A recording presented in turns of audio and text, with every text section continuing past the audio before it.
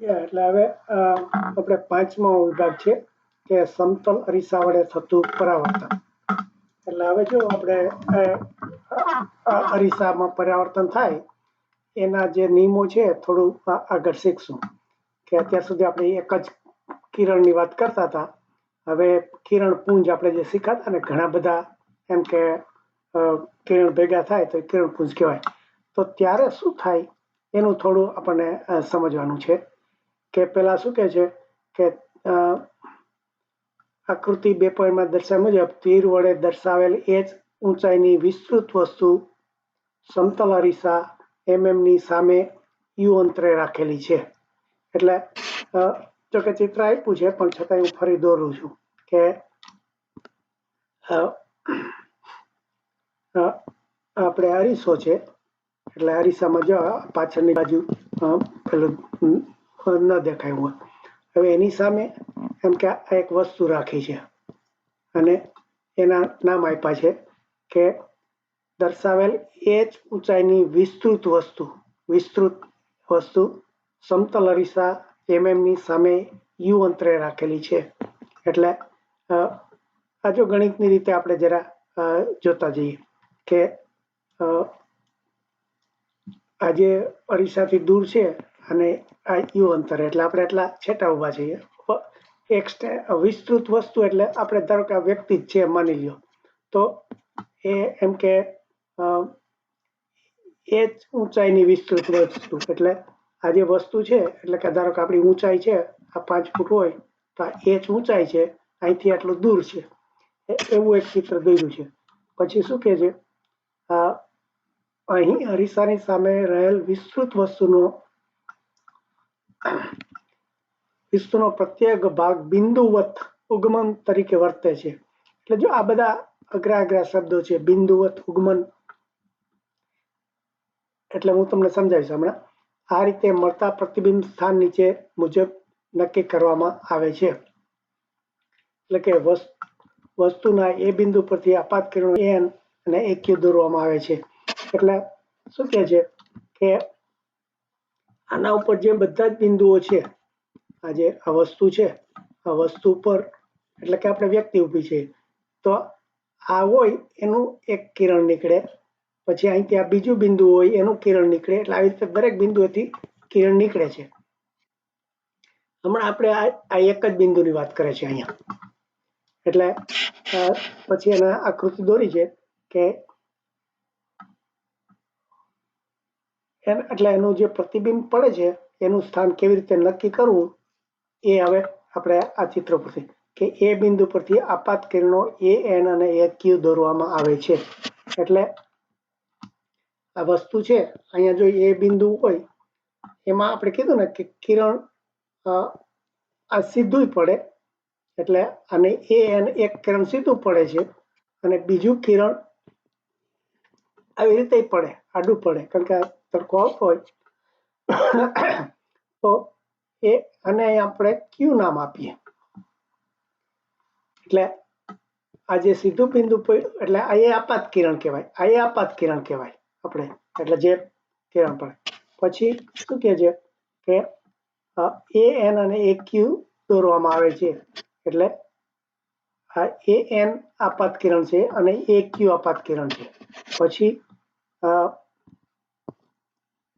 કહે છે કે પરાવર્તનના નિયમોને અનુરૂપ કિરણો એ અને ક્યુ આર દોરવામાં આવે છે. એ એન એટલે હવે એના પરાવર્તનના નિયમો એટલે આપણે પરાવર્તન પામે તો એન એ અને ક્યુ આર એટલે શું થાય? ધારો કે આપણે કીધું હતું કે આ જો આપાત કિરણ હોય એટલે એ એન તો એનું આપણે જો પરાવર્તન પામે તો શું થાય?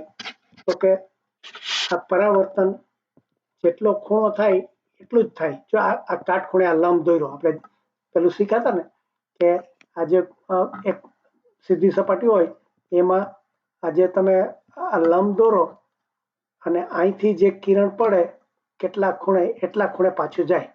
તો પણ જો આપણે અહીંયા જેટલો ખૂણો બને એટલો પણ આ કિરણ ધારો કે અહીંથી જ પડતું હોય તો લંબચોરસ તો શું થાય? તો ત્યાં પાછું જાય ને. એટલે 0 ખૂણો થાય તો પાછું આ 0 ખૂણામાં પાછું જાય. એવી રીતે આણે કીધું કે આપણે IAN એને જો આપાત કિરણ કયો એટલે કે જે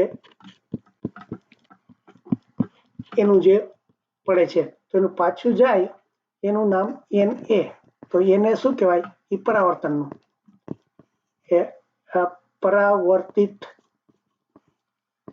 કિરણ કહેવાય. આપણે પેલું નિમોસિકા જે પાછું ફરે. તો હવે એવી જ રીતે ધારો કે આપણે હવે આ બીજું કિરણ જોઈએ. આ એ ક્યુ કિરણ છે.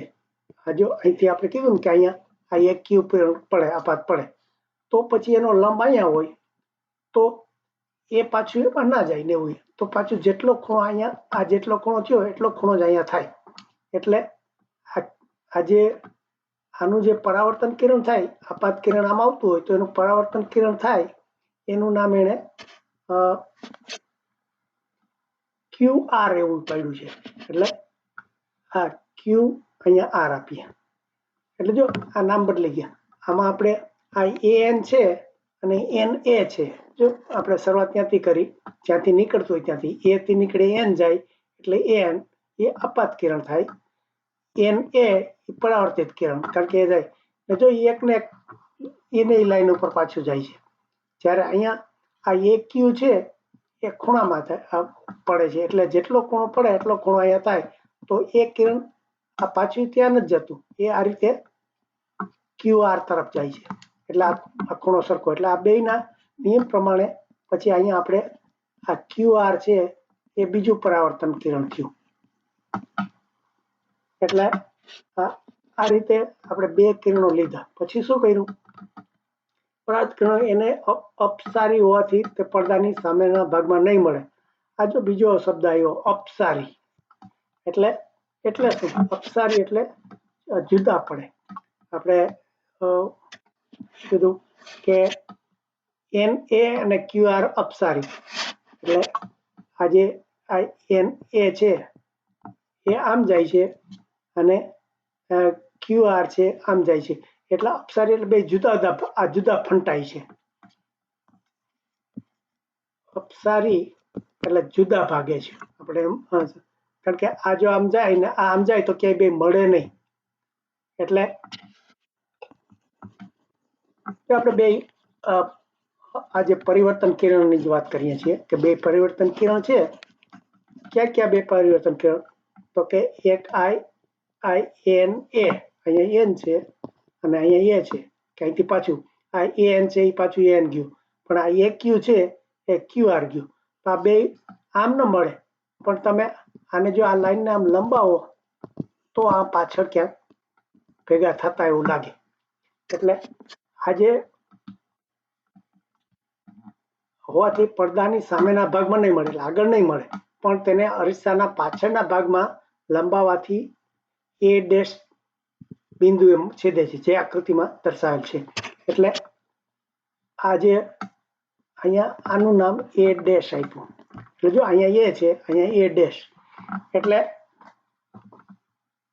આપણને આની સામે નહીં મળે, આ બે પાછા ભેગા અહીંયા ક્યાંય નહીં થાય, પણ અહીંયા પાછળ ભેગા થતા એવો આભાસ થશે. એટલે એને અહીંયા A' એવું નામ. જો આપણે આ બે આપાત કિરણની વાત કરું છું. એક આપાત નહીં પણ પરાવર્તિત, પાછા જતા હોય આ બે કિરણ NA અને QR છે એ બે પાછા જાય છે કિરણ. તો ક્યાંય મળતા હોય તો એ બિંદુ ત્યાં મળતું એવું લાગે.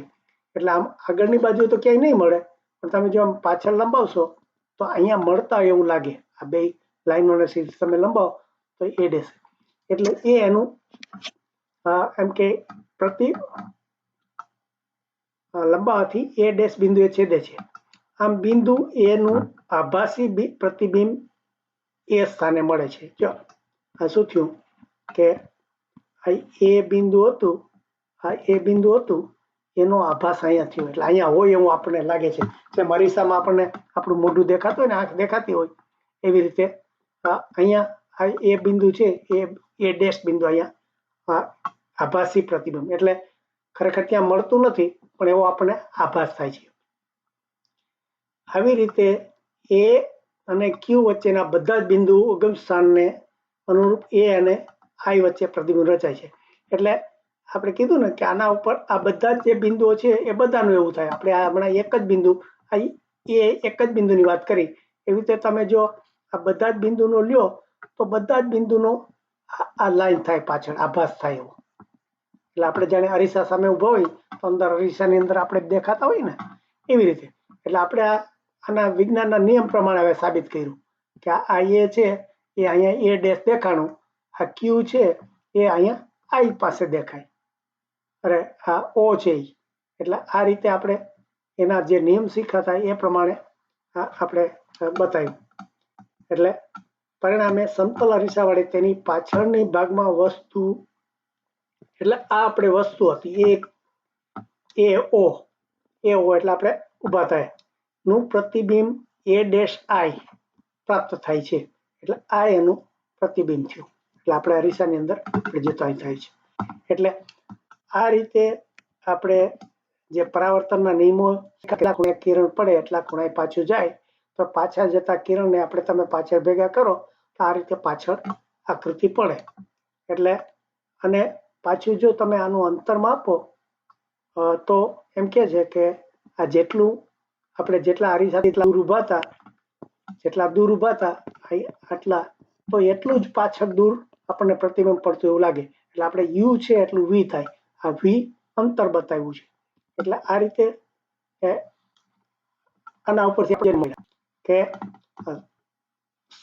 એટલે અરીસાની જ વાત કરીએ છીએ હમણાં ખાલી, કે સમતલ અરીસો તેનાથી વી અંતરે આભાસી અને ચતુ પ્રતિબિંબ એ ડેશ આઈ રચે છે.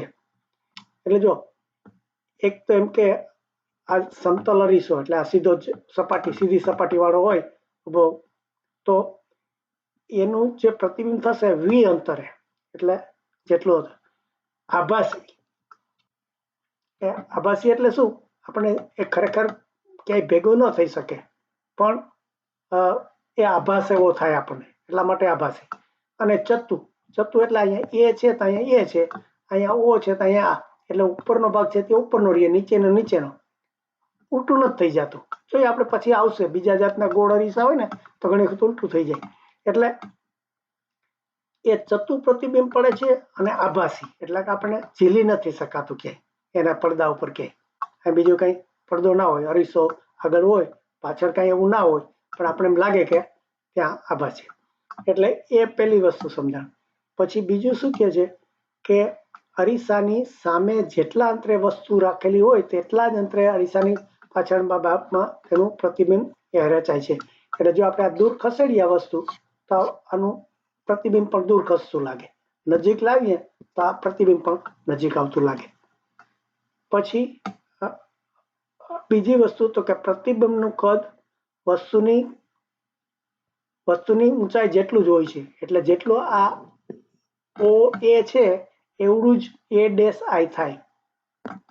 તો આપણે આ નિયમો ફરીથી સમજશું કે આ પ્રતિબિંબનું કદ વસ્તુના કદ જેટલું જ છે. એટલે પરંતુ તે ઉલટાયેલી પાર્શ્વિવ્યતક્રમ બાજુ દર્શાવે છે. જો આ જરા બધા શબ્દો અટપટા એવા લીધા છે.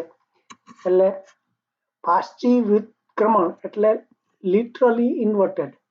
એટલે શું, એ તમે જો અરીસામાં જોશો ને તો ઉલટું બધું થઈ ગયું છે. ઉલટું એટલે તમે જો ધારો કે આ આપણે આ અરીસાની સામે આ જોતા ઉત્તર દિશામાં જો જોતા હોઈએ તો આપણું ચિત્ર છે એ આપણી સામે જોતું હશે, એટલે દક્ષિણ દિશામાં જોતું હોય ને. ધારો કે આપણે ઉત્તર દિશામાં ઊભા જોતા હોઈએ તો આપણે આપણું જે અંદર અરીસામાં હશે એ આપણે આ દક્ષિણ દિશામાં, જો આ ઉત્તર દિશા તરફ જોતા હોય તો આપણી આંખો આ દક્ષિણ દિશામાં જોતી હોય. પછી આપણે જો ડાબો હાથ ઊંચો કરીએ તો આપણે જે ઊભા હોઈએ આપણા કરતાં ડાબી બાજુ હોય એને બદલે તમને આ બાજુથી જો આ હાથ ઊંચો કરશો તો તમને આ રીતે બીજો એ હાથ એવી રીતે ઉલટો દેખાશે. મીન્સ તમે જે દિશામાં જે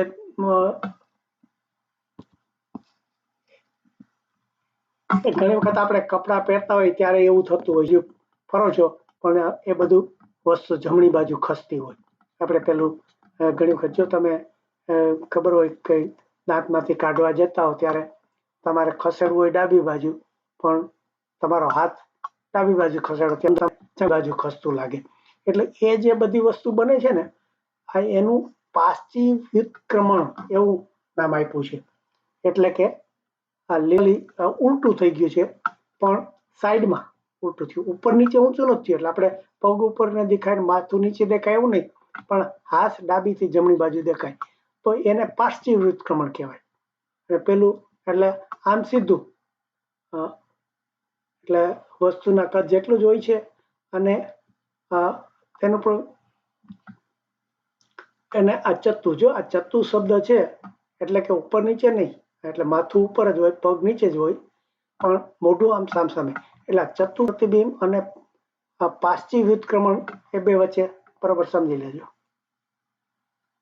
એટલે હવે જો આ પરીક્ષામાં એટલે આ બધું એ જ દાખલો આપ્યો છે કે અરીસામાં તમે ઉભા હો ને સામે બતાવશો.